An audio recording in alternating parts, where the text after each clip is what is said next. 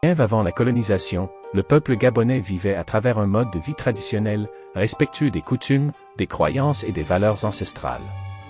Les Gabonais avaient une existence basée sur une communauté agraire qui pratiquait l'agriculture et l'élevage pour sa subsistance et utilisait les ressources naturelles qu'ils trouvaient dans la forêt tropicale. Cela faisait partie de leur culture et de leurs croyances et était crucial pour leur survie. Les Gabonais se sont réunis en villages pour former des communautés, et chacun a joué un rôle important au sein de la communauté.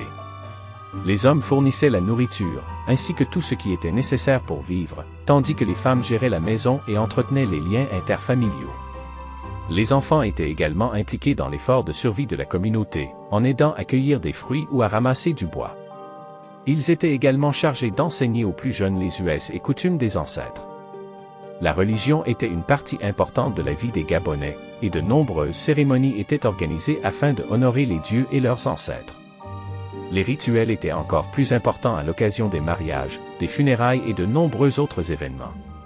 Ces rituels étaient accompagnés de musique, de danse et de chants, créant ainsi une connexion spirituelle entre leurs croyances et leurs racines. Les Gabonais avaient également une relation profonde et respectueuse avec la nature. Ils croyaient que la terre possédait un esprit et que cet esprit devait être respecté et honoré.